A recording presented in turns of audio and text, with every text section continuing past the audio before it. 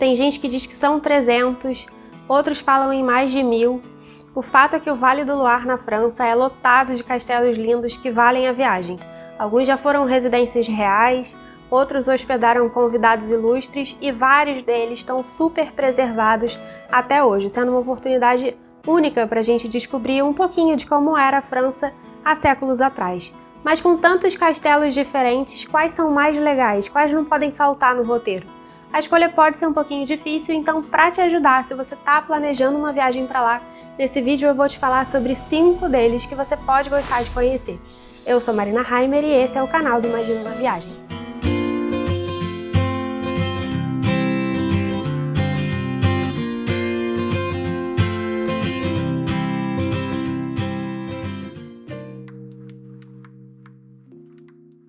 O primeiro castelo é Chambord. Chambord é o maior castelo do Vale do Loire e um dos mais importantes também. Ele foi construído no começo do século XVI e funcionava não como residência real, mas como base de caça para o rei Francisco I. Dizem que os grupos de caça chegavam a ter 2.000 pessoas, então dá para entender por que o castelo precisava ser tão grande. Uma coisa que pega muita gente de surpresa durante a visita é que, diferentemente de vários outros castelos do Vale do Loire, Chambord não é um castelo todo mobiliado, muito pelo contrário.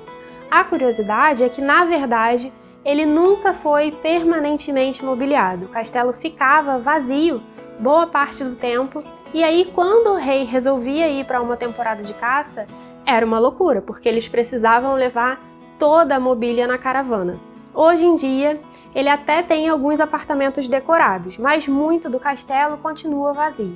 Ao todo, são 440 cômodos e 365 lareiras, uma para cada dia do ano. Lá dentro, o ponto focal, o mais interessante de quase toda a visita, é a famosa escadaria em dupla hélice, que são na verdade 2 escadas espirais que parecem uma só.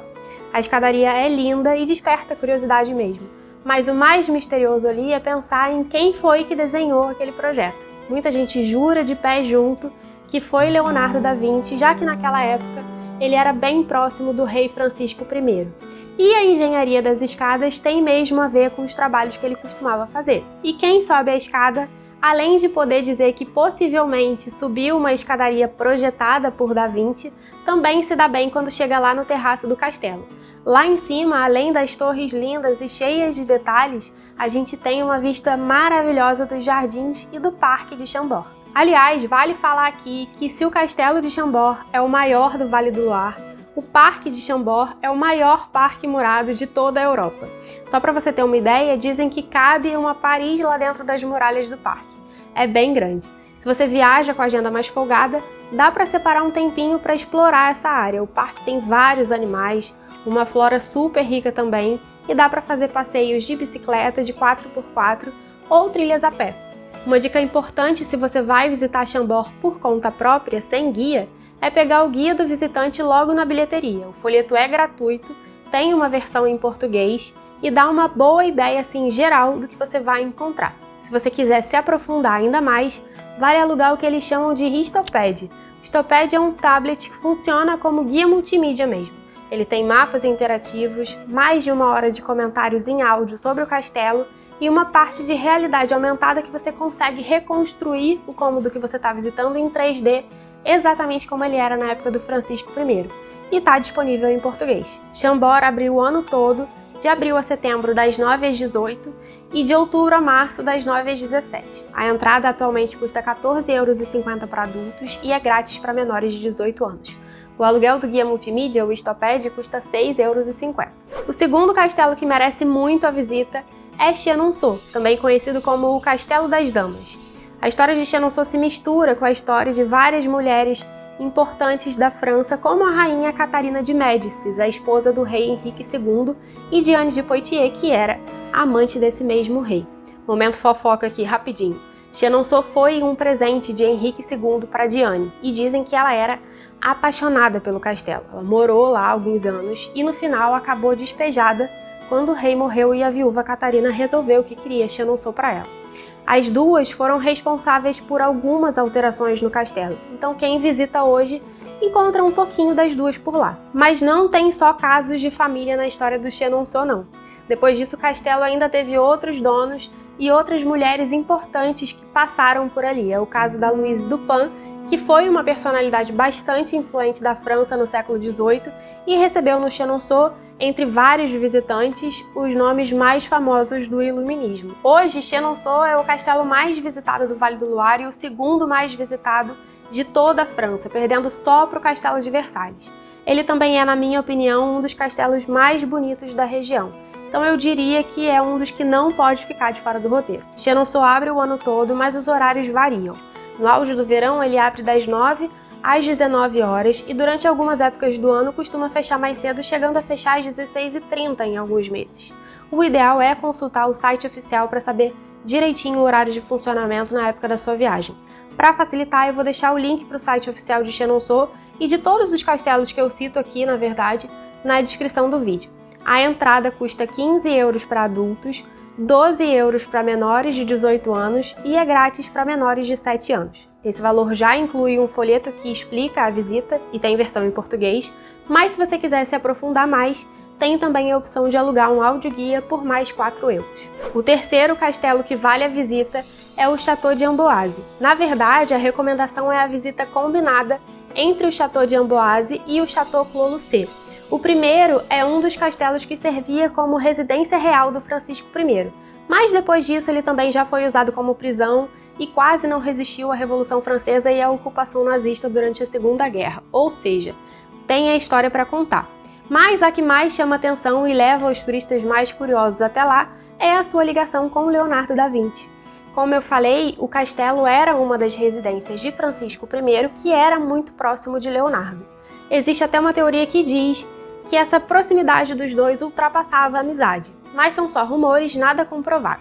Enfim, lá por 1515, Da Vinci recebeu um convite do Francisco I para se mudar para a França e ser o pintor, engenheiro e arquiteto oficial do rei. Ele foi e passou os últimos anos da vida dele no Château Clos-Lucé, que fica super perto do Castelo de Amboise.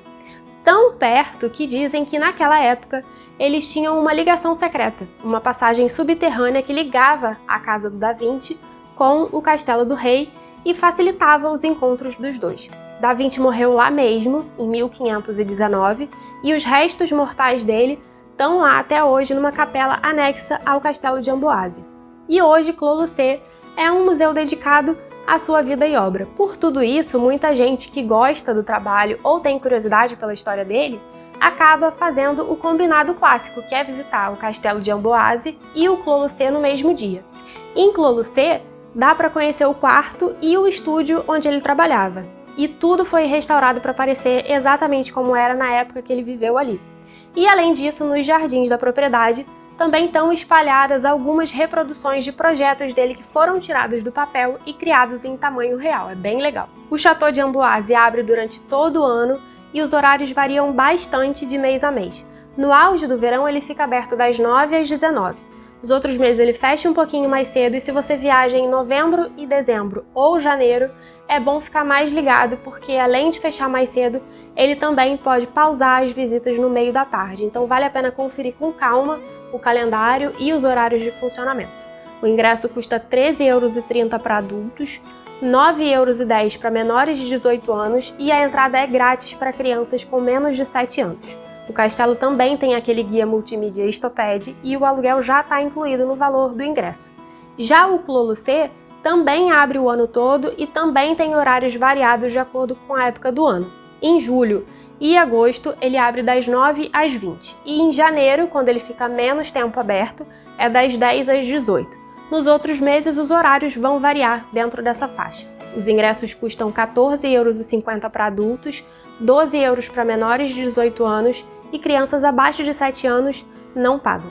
Mais um castelo que você pode gostar de conhecer é o Château de Blois. Ele também serviu como residência para o rei Francisco I, mas não só para ele. Ao todo foram 7 reis e 10 rainhas da França que moraram lá. O castelo foi construído tendo como base uma fortaleza que datava do século XIII, e ele se transformou várias vezes em várias épocas diferentes. Essa inclusive é uma parte legal da visita para quem gosta de arquitetura, já que dá para ver os traços medieval, gótico, renascentista e clássico no mesmo castelo. Outro motivo para visitar o Château de Blois é que, além do castelo em si e dos antigos aposentos reais, ele tem um museu de belas artes. O museu já teve mais de 32 mil objetos no acervo e hoje 1.000 deles estão em exposição permanente. Para além disso, o castelo fica dentro da cidade de Blois mesmo, então se você se hospeda por ali fica super fácil de visitar. Ou se você está só de passagem, acaba também sendo uma oportunidade para conhecer a cidadezinha que para muita gente é a mais charmosa do Vale do Loire. E a depender da época do ano que você faz a visita, se você tiver folga no roteiro e puder ficar por lá até mais tarde, ótimo, porque aí você pode aproveitar o chamado show de luz e som. O show acontece no pátio e são projetadas as passagens mais marcantes da história do castelo com tradução simultânea para vários idiomas, incluindo o português. O Château de Blois abre o ano todo e, assim como os outros castelos, ele fica mais tempo aberto durante o verão, das 9 às 19. Entre novembro e março é quando ele tem os dias mais curtos, com horários de funcionamento das 10 às 17. Os ingressos custam 12 euros para adultos, 6,50 euros para crianças e jovens entre 6 e 18 anos e os menores de 6 não pagam. O ingresso dá direito a um folheto com a história do castelo, ao empréstimo do guia multimídia Estoped e, se você se virar bem no inglês, também pode acompanhar um tour guiado gratuito. E por último, o quinto castelo dessa lista é o Château de Cheverny. Cheverny é bem diferente dos outros 4 castelos porque a história dele quase nem se mistura com a história da coroa francesa. Cheverny nunca foi um castelo real. O mais perto que ele teve disso foi durante um período curto, quando Diane de Poitiers, amante do Henrique II, assumiu a propriedade, mas também foi por pouco tempo. O mais interessante mesmo da história de Cheverny é que, ainda que ele tenha passado pela mão de vários donos diferentes ao longo dos anos, ele sempre acabava voltando para a mesma família.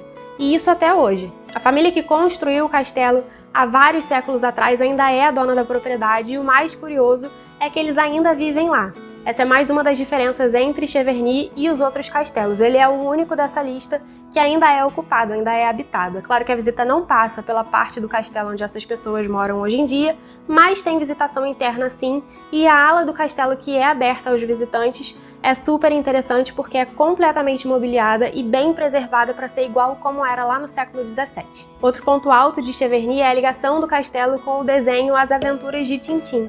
Quem lia os quadrinhos ou assistiu a adaptação animada para televisão tem uma baita surpresa quando chega em Cheverny e vê que o castelo é igualzinho à mansão do Capitão Haddock. E isso não é por acaso. O criador do Tintin de fato se inspirou em Cheverny. Inclusive, uma das atrações de Cheverny hoje é uma exposição permanente sobre as aventuras de Tintin. O ingresso para essa exposição é cobrado à parte, mas se você cresceu acompanhando as histórias ou se está visitando Cheverny com crianças, essa pode ser uma despesa extra que vale a pena. Outra programação interessante dentro de Cheverny é conhecer o parque ao redor do castelo. Ele é bem grande, são mais de 100 hectares de área total, e entre abril e novembro dá para fazer passeios guiados pela floresta com carrinhos elétricos e também de barco. Cheverny fica aberto o ano todo, de outubro a março, das 10 às 17, e de abril a setembro, das 9 às 17h30. Os ingressos custam R$ 13,50 para quem tem mais de 14 anos, crianças de 7 a 14 pagam R$ 9,50 euros e menores de 7 anos não pagam a entrada. Bom, é isso. Se você chegou até aqui, eu aproveito para te contar que eu já tenho um outro vídeo sobre o Vale do Loire no forno, que deve sair nos próximos dias. Nele eu falo sobre a melhor época para visitar a região, as maneiras de chegar até lá, onde se hospedar e se o bate-volta a partir de Paris vale a pena ou não. Então, para não perder, já se inscreve e ativa as notificações aqui do canal. Ou se você está me assistindo do futuro, possivelmente esse vídeo já foi publicado e eu vou deixar o link na descrição e um card aqui no alto. Antes de ir embora, se você gostou do vídeo, se ele te ajudou de alguma forma, não esquece de deixar o seu like. Um beijo e até a próxima!